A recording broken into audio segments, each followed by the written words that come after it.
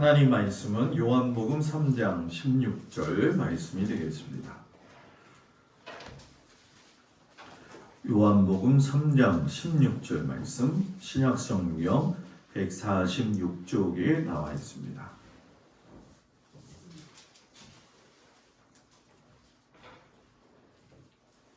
요한복음 3장 16절, 한 절 말씀이니까 다 같이 한 목소리로 봉독하겠습니다. 하나님이 세상을 이처럼 사랑하사 독생자를 주셨으니 이는 그를 믿는 자마다 멸망하지 않고 영생을 얻게 하려 하심이라. 아멘. 기도합니다. 하나님, 성막을 통해서 주님 만날 수 있는 은혜를 베풀어 주옵소서.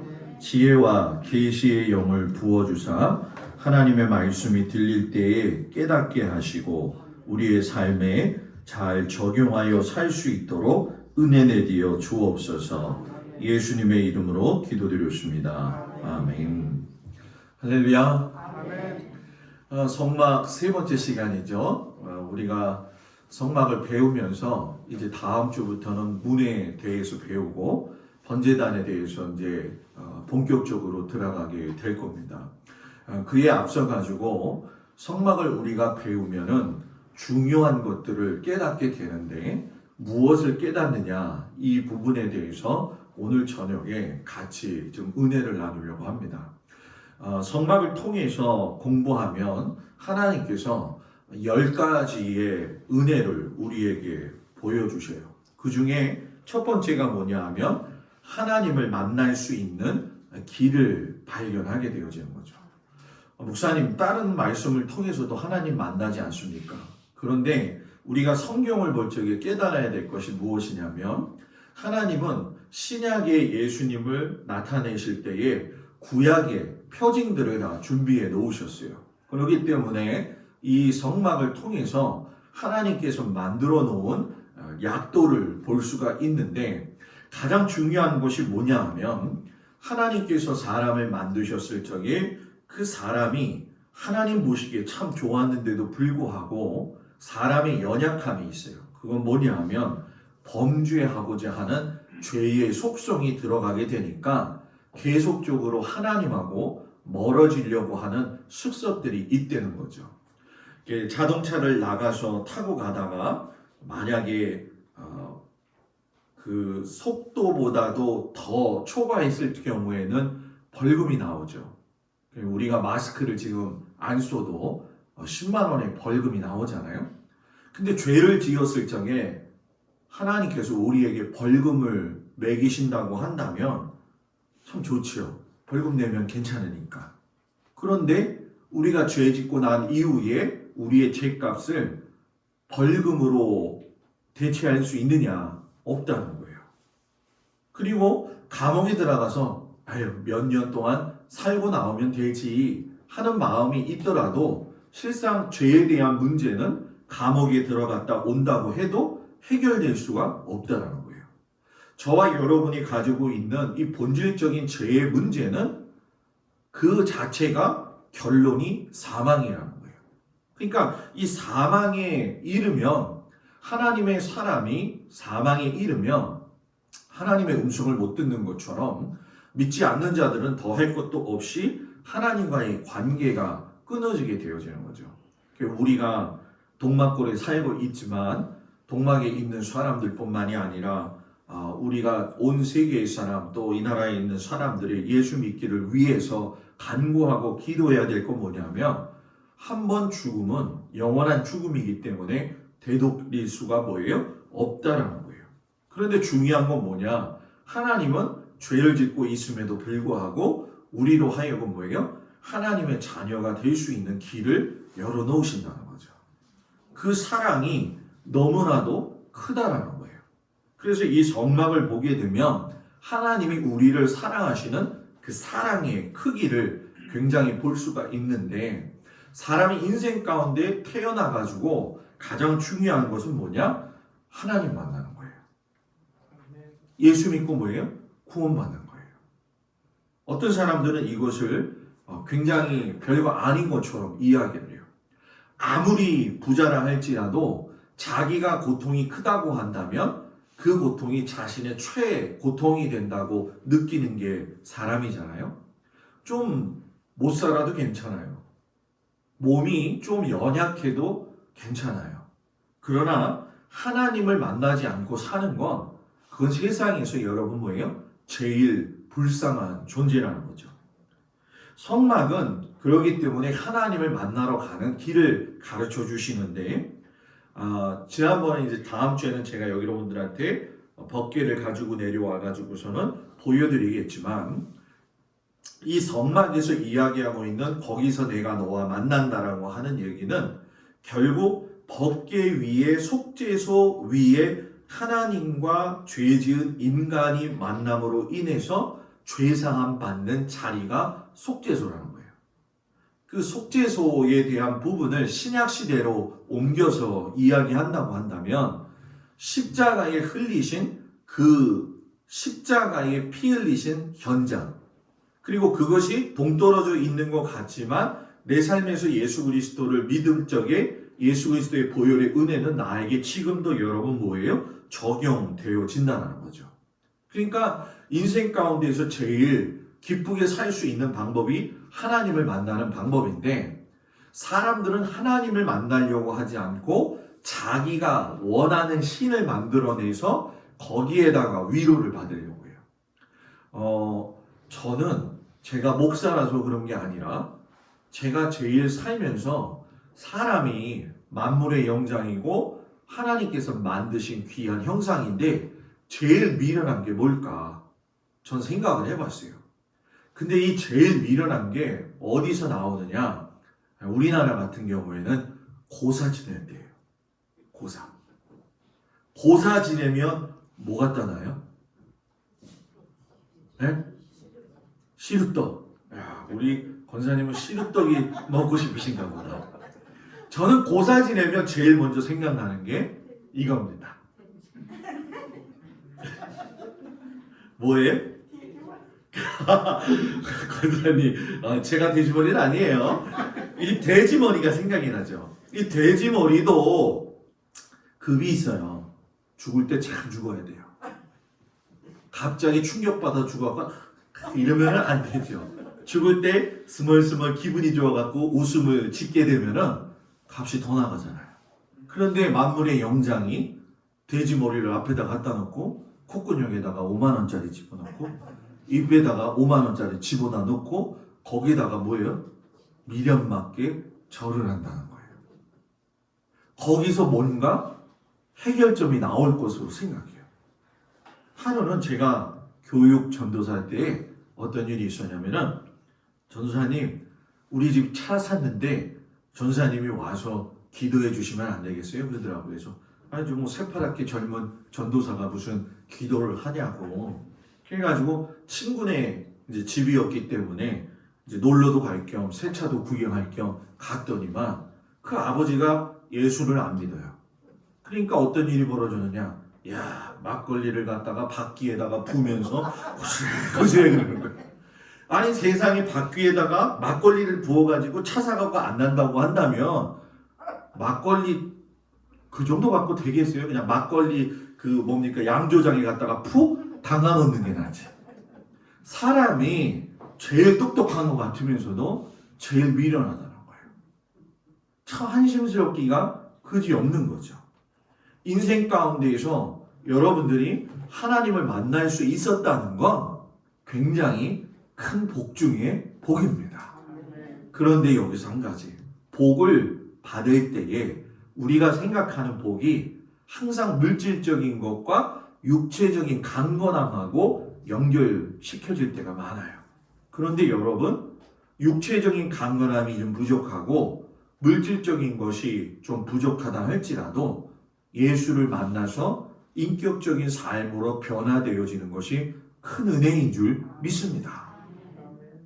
돈을 수억만큼 갖다 주면 돈이 사람이 사는 데 있어서 필요한 수단이기 때문에 사는데 불편하지 않은 것뿐이지 돈 때문에 여러분 뭐예요? 굉장히 어려움을 당하고 결국은 영원히 빼앗겨서 간다라는 거죠. 저희 증조 할머니가 무당이라고 그랬잖아요. 그죠? 그죠? 다 잊어먹었어요? 아주 좋아요. 빨리빨리 잊어먹으면 좋아요. 저희 할머니가 증조 할머니가 무당이었어요. 근데 저희 집에 내려오는 이 못된 영적인 기류가 있어요. 그게 무엇이냐면은 할머니가 무당이었다 보니까는 예수를 믿는 집안이 저희밖에 없어요.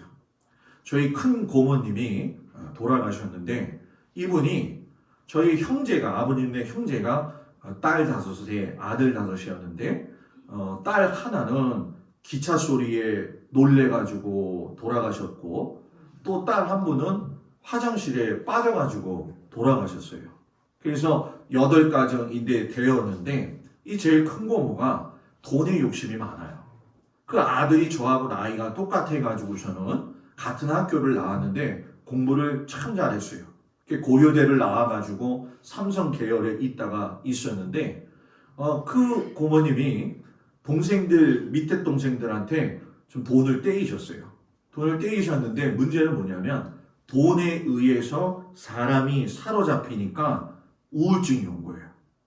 하루는 가족 모임이 있어서 갔더니 저하고 나이가 똑같은 친구가, 그러니까 사촌이죠. 저한테 그러더라고요.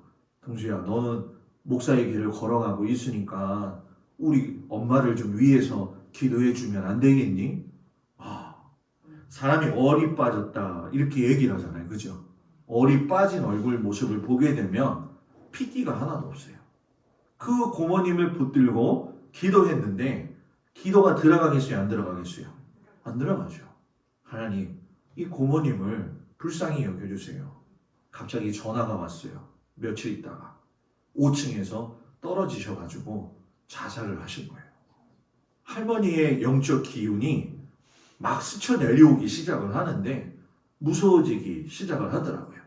그런데 그 고모님이 그렇게 돌아갈 수밖에 없었던 또 충격적인 사건이 있었는데 뭐냐 하면 그 집안에 아들 2이 있고 딸이 2이 있었는데 그 큰 딸이 고모하고 성격이 똑같아요. 결혼을 했는데 남편하고 싸움이 붙은 거예요. 그래가지고 이 남편이 얼마나 못됐는지 휘발유를 사다가 서로 뿌려가지고서는 불타가지고 죽은 거죠. 거기서 저주가 끝난 게 아니에요. 저희 셋째 아버님도 사업 실패를 하셔가지고 저희가 간성역 우성아파트에 살고 있는데 801호에 살고 있는데 전화가 갑자기 왔어요. 셋째 아버지가 돌아가셨다고. 셋째 아버지가 저희 집에 오셨다가 아무도 없으니까 8층에서 그냥 뛰어내리셔서 돌아가셨어요. 저는 이게 우연이라고 생각하지 않아요. 영적인 기류는 정말로 존재하는 거예요.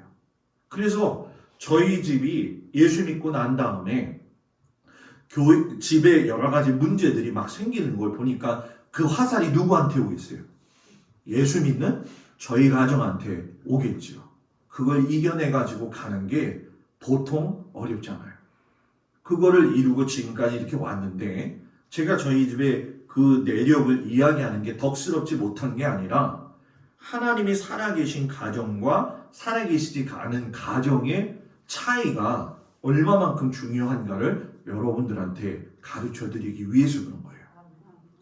하나님의 영을 모시고 사는 사람은 하나님께서 지켜주실 줄 믿습니다. 두 번째는 예수님을 바로 알고 바로 믿을 수 있게 되기 때문에 성막을 배워야 된다는 거예요. 성경에 보게 되면 예수님을 이야기하실 적에 요한복음 5장 39절에 너희가 이 성경에서 영생을 얻을 줄 생각하고 성경을 상고하거니와 이 성경이 내게 대하여 증거하는 것이로다. 자, 여기서 비밀이 있어요. 성경이라는 단어가 나오는데 지금 예수님이 성경의 이야기를 하시는 거예요. 야, 너희들이 누구예요? 지도자들, 종교 지도자들 또는 바리새인들, 당시에 예수님을 적대시하고 있는 사람들, 그들이 하나님의 율법을 굉장히 잘 알고 있고 잘 믿는다고 했단 말이에요. 그런데 여기서 예수님이 너희가 이 성경에서 영생을 얻을 줄 안다. 여기서 말하는 성경은 우리 신약 성경일까요? 구약 성경일까요? 구약 성경이죠. 왜냐하면 예수님 당시에 성경은 신약 성경은 존재하지가 않았지요.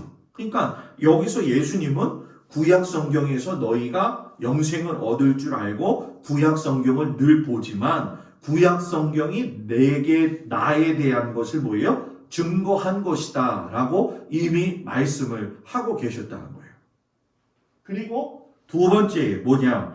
요한복음 5장 46절에 가면 모세를 믿었다면 나를 믿었으리니 이는 그가 내게 기록하였습니다.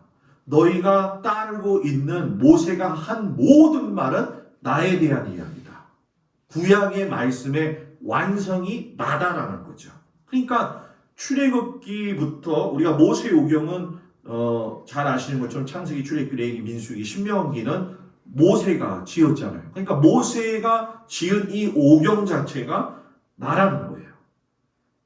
그리고 고린도후서 3장 15절 16절에 가가지고서는 이제 사도 바울이 고린도 교회에 가서 증거를 하는데 뭐라고 이야기하냐면 사도 바울이 이야기하는 거예요. 사도 바울도 모세 오경을 철저하게 믿었던 사람이잖아요. 근데 그 사람이 예수님 만나고 난 다음에 뭐라고 이야기하냐면 오늘까지 모세의 글을 너희들이 읽었지만 수건이 그 마음을 덮었다. 이게 좀 수건이 없는데 이 키파를 가지고 갈게요. 이게 수건이라고 생각하자는 거예요. 이게 수건이라고 생각하기엔 좀 그런데 작아가지고 방석을 들 수도 없고 참 제가 가져온다는 걸 깜빡 잊어버렸어요. 그냥 쉽게 이게 저보다 얼굴보다 작잖아요. 이게 가릴 수가 없잖아요. 그죠? 이걸 그냥 편안하게 이야기할게요. 오늘까지 모세의 글을 읽었을 때 수건이 오히려 너희들을 갖다가 덮었다. 그러나 언제든지 주께로 돌아오면 그 수건이 벗어지리라. 놀랍죠? 하나님께서 예수님을 알게 되면 될수록 뭐예요? 사람에게 지혜와 계시의 영을 주시기 때문에 하나님의 신기하고도 놀라운 비밀을 알게 하신다는 거예요. 그래서 이걸 수건 벗고 구약 보면 예수다. 그래서 여러분 구약 성경을 어렵다고 해가지고 읽는 것을 소홀히 하지 말고 이 구약 성경을 읽는 일에도 수고를 해야 돼요. 그래서 제가 요즘 2월 달부터는 여러분들한테 부탁을 드리고 싶은 게 있어요. 그게 뭐냐면 2월 달부터는 속회 보고를 하실 적에 속회원들이 몇 명이 되어졌느냐 이게 중요한 게 아니라 우리가 모인 곳, 헌금 내역, 다음 주 모일 곳도 좀 써주시고 또 한 가지 1월 말부터 해야 될 게 있어요. 그게 뭐냐면 일주일 동안 살아가면서 성경 읽으시죠? 가서 봐. 성경 안 읽으시나? 성경 읽으시죠? 읽어요? 네. 속회 때? 잠깐만. 아우 충격이야 갑자기. 아우 머리야. 성경 통독하셔야 안 하셔요? 아 이거 처음 실망하는데. 예? 1월 첫 주부터는요. 1월 마지막 주부터는 일주일에 자기가 읽은 성경이 몇 장이 되든지 그거를 산출해 내 가지고 속회에다가 보고를 하세요. 아멘. 아멘. 한 장 읽었으면 한 장. 예를 들어 가지고 장로님 속에서 장로님이 일주일 동안 5장 읽었다. 강민수 권사님이 5장 읽었다. 또 다른 손효력 집사님 이런 분들이 했는데 다 합쳐서 보니까는 25장 됐다. 그러면은 그걸 그냥 보고하시는 거예요. 보고하시는 거예요. 아 목사님 그러면 사람 많은 데가 장땡 아닙니까? 장땡일 수도 있어요. 왜 그러냐면 제가 연합속회를 작년에 해보니까 연합속회가 썰렁이 있어요. 원래 연합속회는 1년에 결말을 지으면서 수고했다고 축복도 하고 상도 주고 그래야 되는데 올해의 상의 기준을 뭐를 잡았느냐? 성경 통독 읽은 숫자대로 합산. 큰일 났어요? 지금 누가 그랬는지 모르겠는데 들렸어 하여튼 간에. 예? 여기 있으면 다 들려요, 여러분. 네? 하세요. 아셨죠? 아, 이게 자신 없으면 안 돼요. 하세요. 네. 아, 목사님, 그러면 저희는 읽을 성경이 없는데, 아, 성경을 이것까지 봐드릴게. 그러면 성경을 듣는 것도 쳐줄게요. 요즘은 성경 읽는 프로그램이 많잖아요, 그죠? 그죠? 뭐 듣다가 졸려가지고 잠을 잔들 들은 걸로 할 테니까 정직하게만 몇 장 읽었다고 몇 장 들었다고 해가지고서는 2월 첫째 주부터는 보고를 해주세요. 아셨죠? 아셨죠? 아, 성경은 읽어야 돼요. 읽어야지만이 하나님의 신비한 비밀을 알 수가 있어요. 저는 제가 뭐 책을 우연찮게 가지고 왔지만은 제가 읽으려고 하는 이 모세 오경 책이 있어요. 이게 4권이 되어지는데 창세기 1장부터 한 8장까지를 핵심적으로 이렇게 산출해 내어진 아주 중요한 책이에요. 그래서 제가 이거를 작심하고서는 샀어요. 그래서 요거를 완전히 내 걸로 만들어야 되겠다. 이런 얘기하면 또 은혜를 받은 성도님은 아, 목사님이 저걸 공부해서 우리를 가르쳐 주시려고 하는구나 이러는 사람이 있는가 하면 아이고 우리가 머리가 거기까지 안 돌아가는데 목사님은 왜 자꾸 집어넣을까 이러는 분들이 있어요. 사모하는 자에게 그대로 배워지는 은혜가 있기를 축복합니다. 네. 그리고 여러분 우리가 이 성경에서 이 성막에서 보게 되면 하나님이 이 성막에서 자기를 계시하셔요. 그런데 계시하시기도 하시지만 이 성막을 들어가기 위해서는 문으로 들어갔다가 물두멍에서 손 씻었다가 번제단에서 죄를 갖다가 사함받기 위해서 짐승을 잡아 죽이고 물두멍에 가서 손을 씻고 그리고 떡상에 가서 떡을 먹고 또 등대에 가서 불을 밝히고 분향단에 향을 피워서 기도해야 되거든요.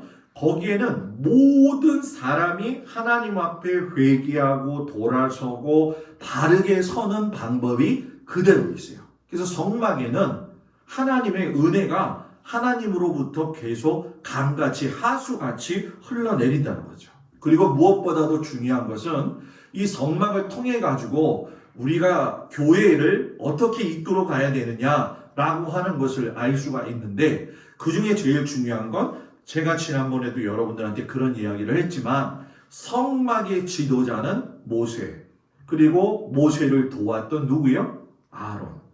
자, 모세가 대제사장이에요? 아론이 대제사장이에요? 모르면 모른다고 이야기를 하며 알면 안다고 얘기를 하면 돼요. 몰라요? 제가 권사님 장로님들을 무한하게 하려는 게 아니라 우리가 혼동되는 걸 바로 잡아줘야 되는 게 목사가 해야 될 일이거든요. 성경을 잘 보세요. 하나님께서 모세를 시내산에 부르셔가지고서는 아론을 제사장, 대제사장으로 삼아라 라고 이야기를 하시잖아요. 그래서 대제사장인 아론이 하나님하고 만나는 시간이 많았어요. 모세하고 하나님 만나는 시간이 더 많았어요. 이건 쉬운데. 하나님하고 제일 만나는 시간이 많았던 사람은 모세예요. 그런데 모세는 제사장이 아니었잖아요. 그죠? 그러면 이상하네. 아론은 언제 하나님을 만나나? 아론은 7절기 가운데에 대속죄일 날 1년에 한 번 하나님을 만나는 거예요. 그리고 모세는 하나님이 언제든지 들어와 그러면 들어가서 하나님을 만나요. 그래서 성막에서는 뭐라고 이야기하느냐? 모세는 특별제사장이다. 따라합시다. 모세는 특별제사장이다. 성막을 하나님께서 이끌어 가실 적에 하나님 만나는 장소에서 모세를 우선으로 하시고 아론을 갖다가 옆에서 돕게 하시고 그리고 우리가 출애굽기에 보게 되면 이것이 발전이 되어져 가지고선 70인 장로를 하나님께서 세우시죠. 그래서 모세가 하지 못했던 거 너무 과하고 힘드니까 장인 이드로가 와가지고서는 좀 나눠 가져라. 그래가지고서 만든 게 뭐예요? 10부작 백부장 해가지고서 만들고서 그 위에 장로 70의 조직을 만들어 놓은 거예요. 그러니까 교회가 평안하게 주님 안에서 내려가려고 한다면 모세와 아론 중심으로 서야 되겠죠. 그런데 중요한 거, 모세를 위해서 모세가 기도할 수는 없어요. 모세를 위해서는 아론과 70인의 장로와 백성들이 기도해야 되는 거예요. 제가 초심으로 달려가는 게 좋겠어요? 변질이 되는 게 좋겠어요? 나랑 상관없어요, 목사님. 전부 다 이런 표정이에요, 지금. 제가 초심을 잃지 않고 가는 게 낫겠죠? 그죠? 그러면 제가 초심 잃지 말아야지 한다고 해서 되나요? 뒤에서 장로님, 권사님, 집사님들이 기도해 줘야 돼요. 하나님, 우리 김동수 목사가 초심 잃지 않고 바른 길 가게 해주세요. 그 기도가 하늘에 닿아야 하나님이 지혜의 영을 주시고 은혜의 영을 주셔서 목사가 잘 분별하고, 판단이 아니라, 이거 중요해요. 단어가 굉장히 중요해요. 분별하고 판단이 아니라, 목사가 판단하기 시작하면 문제가 생겨. 저 사람은 저렇고 저 사람은 이렇고, 그게 아니라 저분은 하나님 편에 봤을 때 어떨까 하고 분별을 할 수 있어야 돼요. 그게 누가 하느냐? 김동수가 똑똑해가지고 하는 거냐? 아니라는 거예요. 성도들이 기도해야 된다는 거예요. 그러니까 모든 성도들이 하나님 중심을 가지고 하나님 앞에 모아지는 거죠. 그리고 아까 이야기했던 것처럼 12지파의 가운데로 모여가지고선 12지파가 둘러싸서 성막을 보고 나아갔던 것처럼, 이 12지파가 움직이려면 뭐가 움직여야 될까요? 성막에서. 재미있는 거야. 성막은 내가 그냥 움직여서 갑시다 해가지고 가는 게 아니라, 성막 지성소 위에, 법궤 위에 낮에는 무슨 기도? 구름 기둥. 밤에는 불 기둥.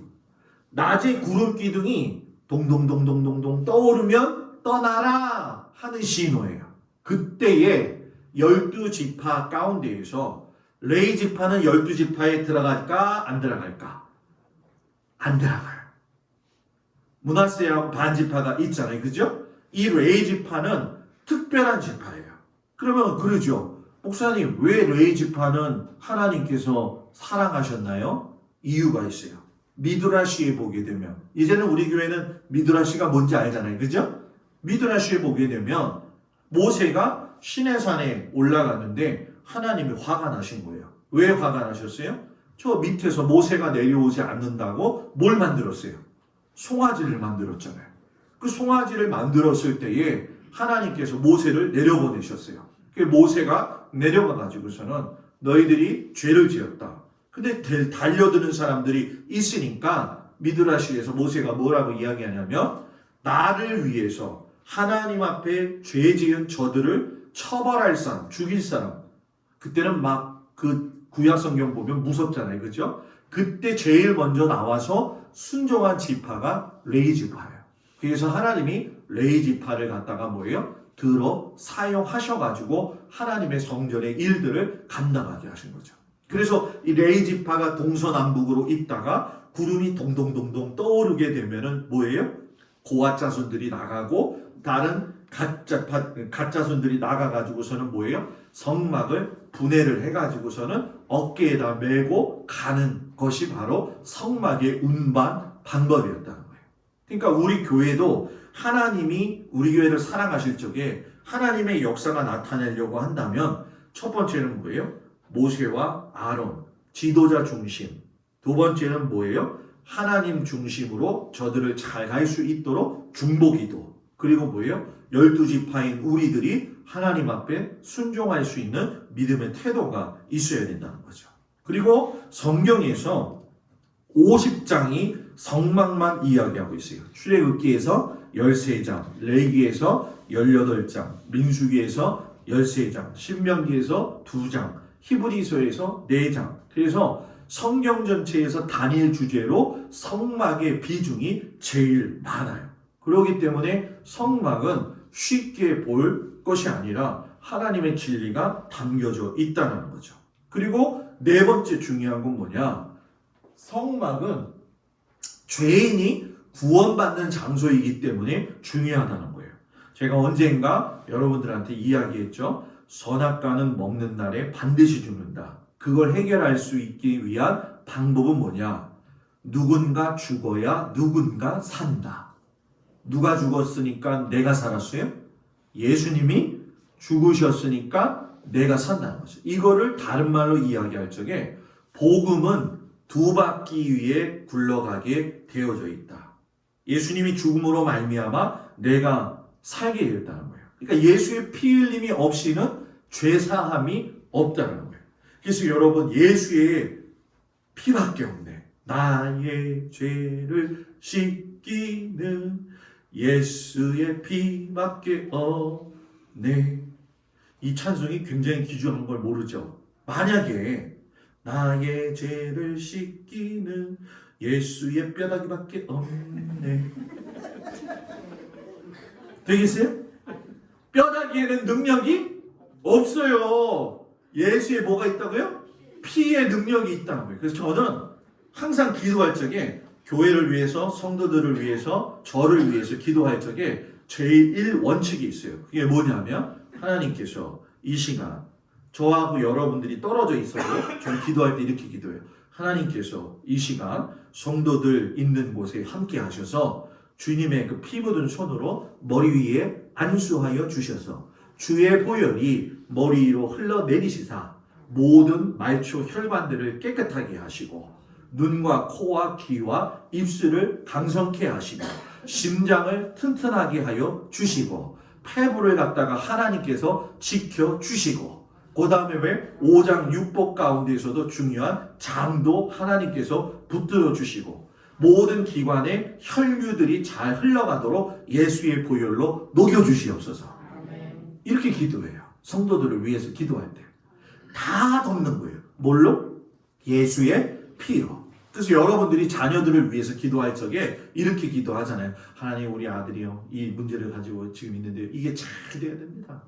이게 잘 안 되면 우리 아들이 고생하니까 하나님이 도와주셔가지고서는 그것이 잘 풀어지게 이렇게 기도하는 것도 중요하지만 아주 간결하면서도 정확하게 기도하는 건 뭐냐면 하나님 우리 아들이 이런 상황이 있다. 그 상황을 설명하고 거기서 예수의 보혈이 덮어지게 하셔서 모든 것들을 원만하게 이끌어가도록 하나님이 좌정해 주십시오. 예수의 보혈로 덮으라는 거예요. 예수의 보혈. 몸 아프신 분들 자기 손에다 자기 손을 몸 아픈 곳에다가 얹어놓고 예수의 보혈로 나의 연약함을 주님 치유하여 주시옵소서. 하나님께서 치유해 가십니다. 그래서 여러분 구약에서 죄 사함을 받게 되어지는데 우리가 중요하게 생각해야 될 것이 있어요. 구약에서 죄 사함 받을 적에 요겁니다. 죄 사함 받을 적에 어떤 걸 사용하느냐? 제물로 따라서 해보세요. 소, 양, 염소, 비둘기, 수컷, 1년 된 거. 자, 시작.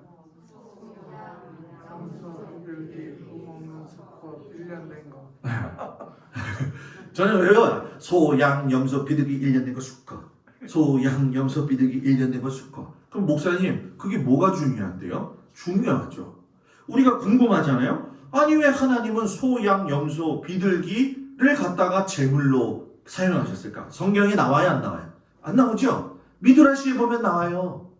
미드라시에 보면 왜 소, 양, 염소, 비둘기를 사용하셨냐면 하나님께서 보실 때에 이 가인이 아벨을 쳐죽였잖아요. 그죠? 아벨이 죽었을 때에 누구 하나 장사해 주지 않는데 소, 양, 염소, 비둘기가 와서 아벨의 시신을 갖다가 땅에 잘 묻어 줬어요. 그걸 보고 내가 지금 표정이 어떤 표정이냐면 목사님 진짜 소, 양, 염소, 비둘기가 아벨을 묻어줬나요? 지금 그 의심의 눈초리로 저를 지금 보고 있는데 제가 지금 어떤 얘기하는 거예요? 미드라시 얘기하는 거예요. 미드라시는 믿어라 참고해라. 믿지 말고 참고하라고 이야기했어요. 그 하나님이 저 소, 양, 염소, 비둘기는 참 이 하나님의 사람을 귀히 여길 줄 아는 그런 모습이 있구나. 내가 너희들을 갖다가 제물로 쓰겠다. 근데 만약에 사자를 제물로 썼다. 악어를 제물로 썼다. 제물 드리기 전에 자기가 잡혀 먹어요. 자기가 잡혀 먹어요. 그리고 이제 우리가 이제 소양 염소는 잘 가지만 비둘기는 조금 좀 왜 그럴까? 소, 양, 염소를 가지고 왔을 적에 소 가지고 온 사람하고 양 가지고 온 사람하고 염소 가지고 온 사람하고 기분이 좋을 수 있잖아요. 왜냐하면 그래도 내가 하나님 앞에 나왔는데 나는 뭘 바쳤어? 소 바쳤어. 소. 좋아하잖아요. 그죠? 그런데 우리가 살다 보면 물질이 내게 궁할 때도 있고 어려울 때도 있잖아요. 그러면 하나님께서 비둘기도 바치게 하는 거예요. 비둘기는 식용으로도 먹을 수 있는 것이 중동 지역의 생활 풍습이에요. 그러면 소는 사람이 가지고 와가지고서는 뭐예요? 드릴 적에 자기가 드려서 제사장이 그걸 받아요. 그런데 다른 거는 자 여기서 정말 중요한 건데 소, 양, 염소를 가져와서 제물을 드릴 적에 죽여야 되잖아요. 그죠? 그 죽이는 건 누가 죽여요? 제사장이 죽일까요? 죄인이 죽일까요? 제사장이 죽이는 게 아니라 죄인이 죽이는 거예요. 죄인이 죽이면서 뭐라고 하느냐? 하나님, 내가 죄가 많은데 하나님께서 내 죄를 용서해 주세요. 그래서 죽이기 직전에 소, 양, 염소에게 안수를 해요. 안수는 누가 해요? 제사장이에요? 신약시대에는 목사님이 여러분들 안수기도 하죠. 그래서 잘못 알고 있는 게 뭐냐면 구약시대의 제사장이 안수해 주는 걸로 알고 있는데 안수는 죄인이 하는 거예요. 소의 머리 위에 안수할 때 내 죄가 전가되어져 가지고 소하고 양하고 염소에게 가는 거예요. 하나님, 내 죄가 큰데 나 때문에 소, 양, 염소가 죽습니다.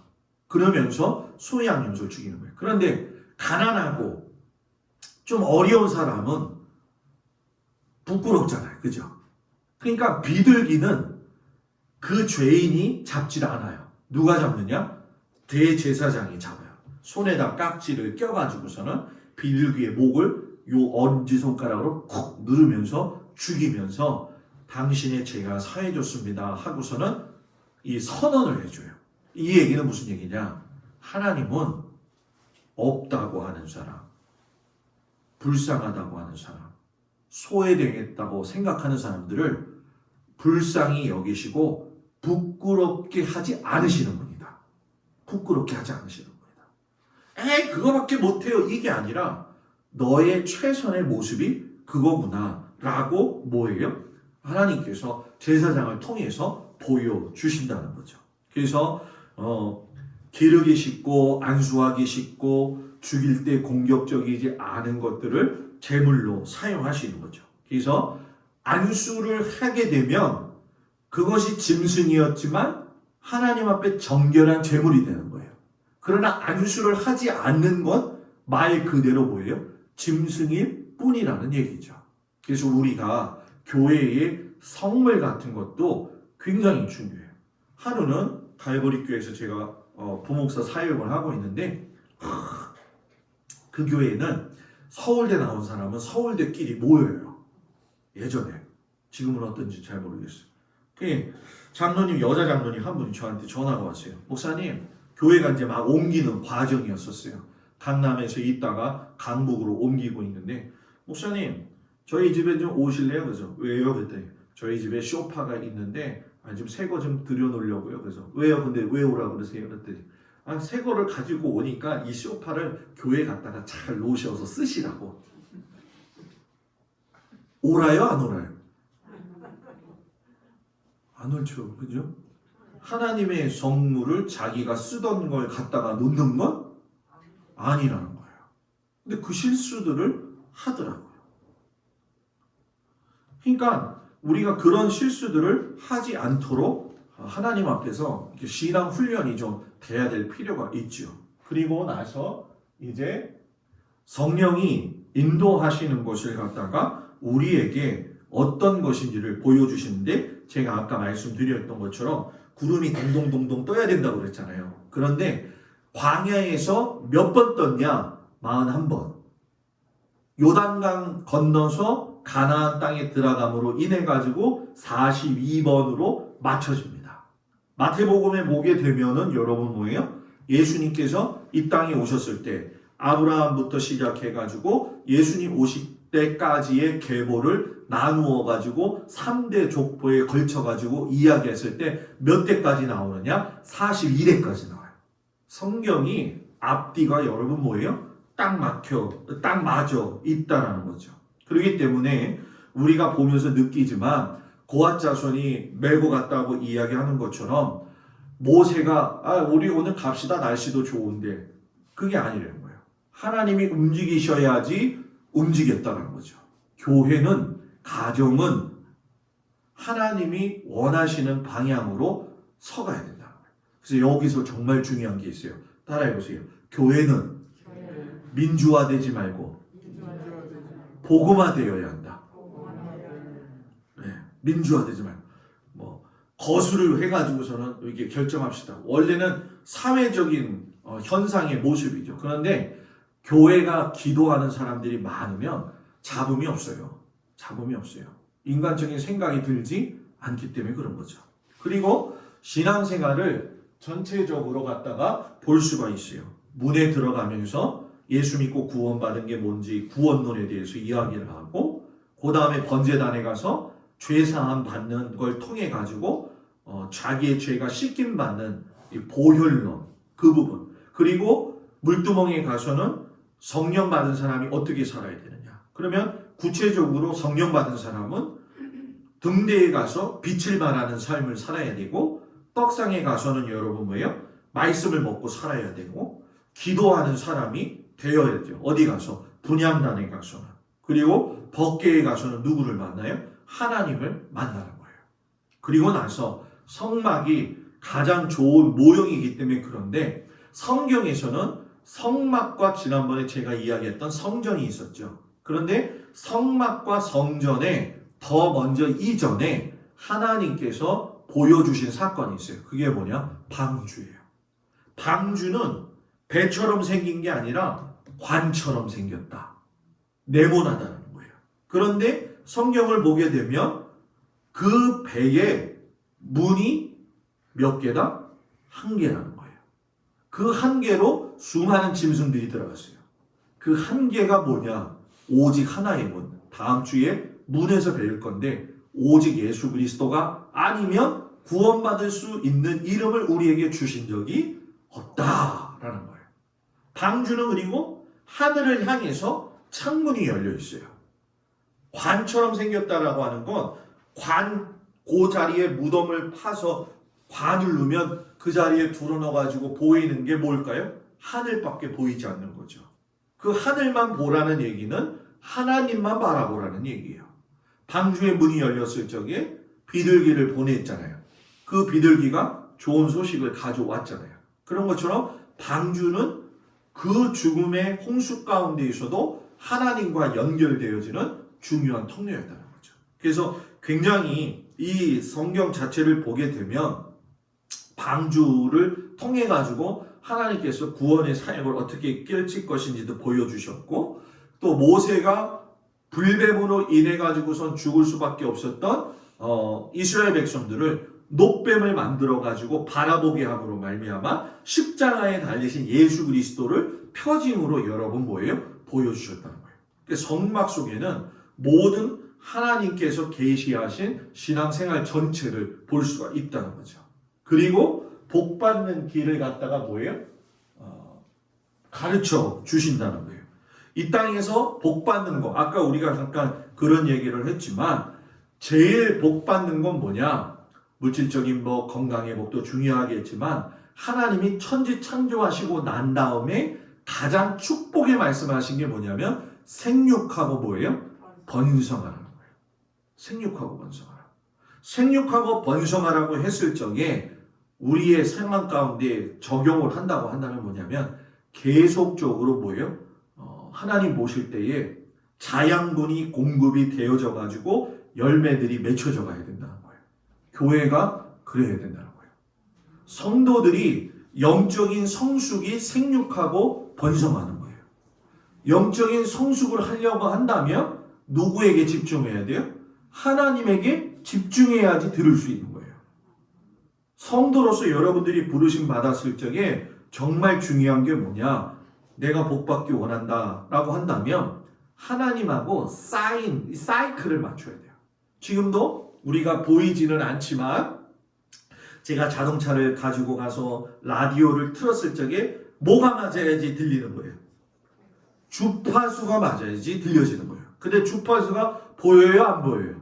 보이지 않잖아요. 그런데 맞는데 들린단 말이에요. 하나님하고의 관계도 주파수가 맞춰야 돼요. 주파수가 과연 뭘까요? 기도와 말씀 묵상이라는 거예요. 그래서 성경을 속해 때만 보지 말고 하루에 한 장이라도 좋으니까 그 말씀을 읽는 거예요. 그래서 그 말씀을 한 장 읽을 수 있는 아주 중요한 방법이 있어요. 그게 뭐냐? 새벽 기도를 나오면 돼요. 새벽 기도를 나오면 일주일에 한두 장은 다 읽을 수가 있어요. 믿음이 없는 그대들이여. 제가 요즘 새벽 기도하면서 그래요. 하나님, 새벽 기도가 많이 나오면 12명입니다. 저하고 저희 집사람 빼면 10명입니다. 그렇죠. 365일 기도하는 우리 새벽 기도. 우리 교회는 대단한 교회입니다. 그런데 하나님, 은혜를 좀 내려주셔서 12명이 한 16명, 17명 되면 안 될까요? 그렇게 기도하고 있어요. 믿음대로 되겠죠? 여기 아멘한 사람들은 다 나와야 되는 거예요, 지금. 아멘한 사람들은 다 나와야 돼요. 근데 새벽 기도를 강요하는 게 아니라 새벽 기도를 통해 가지고 하루를 살 수 있는 힘을 얻는 거예요. 주일 아침 대예배 설교가 왜 중요하냐? 그 말씀 붙들고 일주일 사는 거기 때문에. 저는 새벽 기도를 막 하세요 이렇게 강요하지 않아요. 그것도 하나님이 감동을 주셔야지 되더라고요. 할 수 있는 힘도 주셔야지 할 수가 뭐예요? 있는 거예요. 새벽 기도는 도대체 누가 만들어갔단 말이에요. 목회하는데 새벽 기도만 없으면 너무너무 좋을 것 같아요, 진짜. 그런데 새벽 기도를 제가 아이고 힘들어 해가지고선 그만두려고 하는 육적인 마음은 있지만 힘들어서 나도 쉬고 싶지 하는 마음이 저한테도 있겠지요. 왜 없겠어요, 그죠? 그런데 그것을 할 수 있는 힘도 누가 주시느냐? 하나님이 주신다는 거예요. 하나님이 주신다는 거예요. 제가 너무 솔직해서 미안한데 새벽 기도를 이 서울에서는 주일날 주일 예배 드린다고 보통 안 해요. 그리고 금요시마 예배 드렸으니까 토요일날 안 해요. 그래서 월화수목금토에서 월화수 금을 했거든. 근데 토요일 안 하고 주일 안 했다가 와가지고선 365일 하는데 얼마나 감사한지.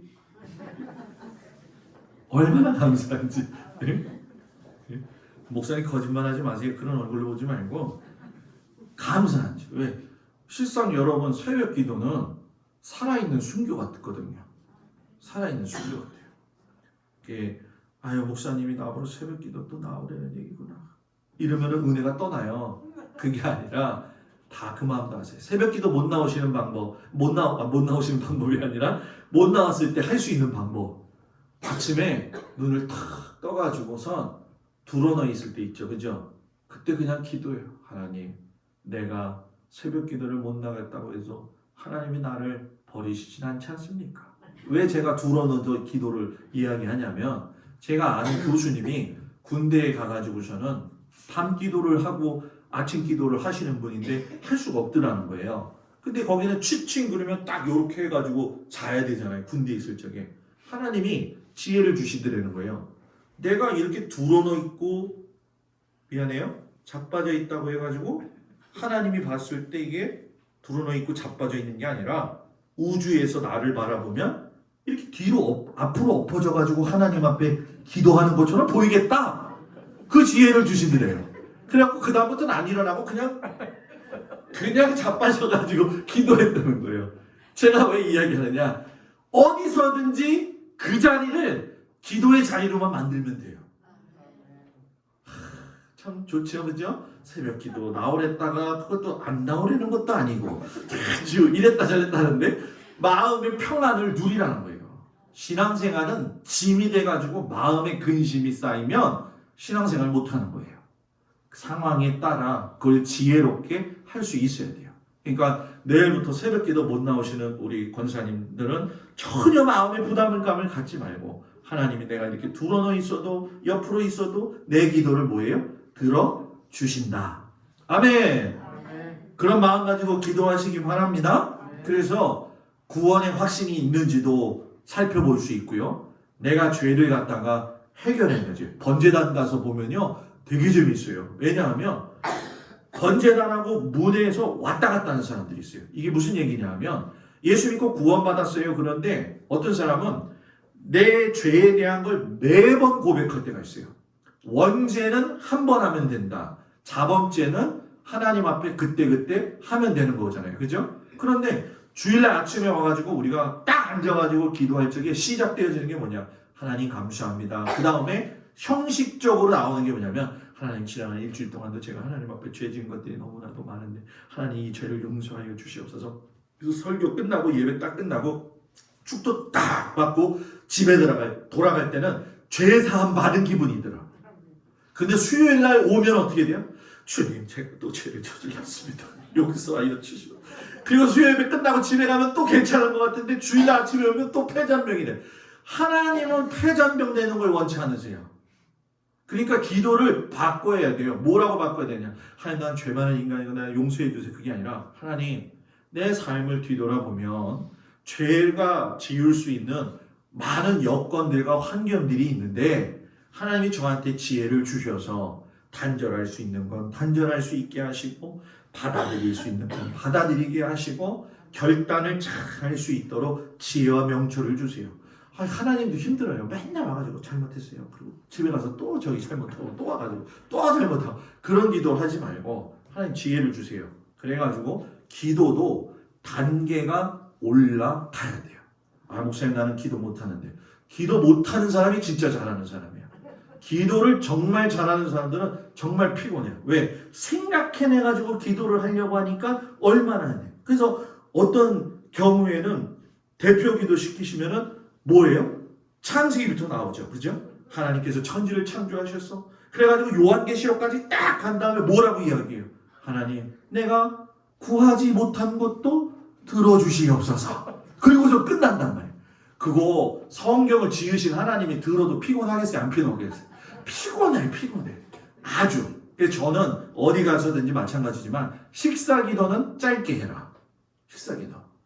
설교 다 끝났는데 식사기도 하면은 처음부터 다시 시작하는 경우가 많아요.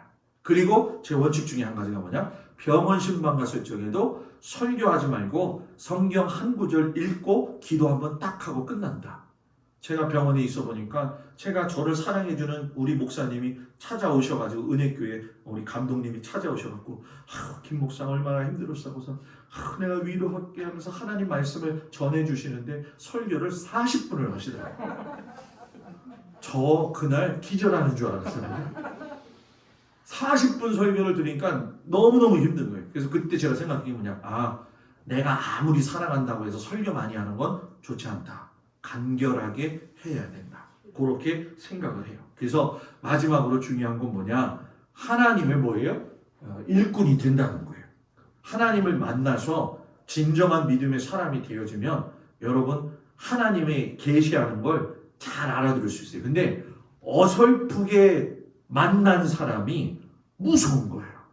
어설프게 만나니까 베드로가 뭐예요? 뭐라고 합니까? 나는 절대로 주님을 버려두지 않고 나는 3번씩 부인하지 않을 거야. 나는 절대 부인하지 않을 겁니다. 딱 그러잖아요. 그죠? 그런데 어떻게 해요? 계속 실수하잖아요. 그 어설프게 만났기 때문에. 그래서 기도론에 가가지고서는 이제 여러분들한테 영적 싸움에 대한 이야기도 하겠는데 영적 싸움 이야기할 적에 우리가 그런 이야기 하잖아요. 목사님, 귀신 들린 사람하고 싸울 적에는 어떻게 해야 됩니까? 그럼 다른 사람들이 다 그래요. 방법이 있다고 목사님이. 그리고 가르쳐 주는 게 뭐예요? 예수의 이름으로 명하노니 사탄아 뭐예요? 물러가라! 안 물러가더라고. 제가 그 경험담은 오늘 이야기 안 할 거예요. 그거 너무 사연이 길어가지고.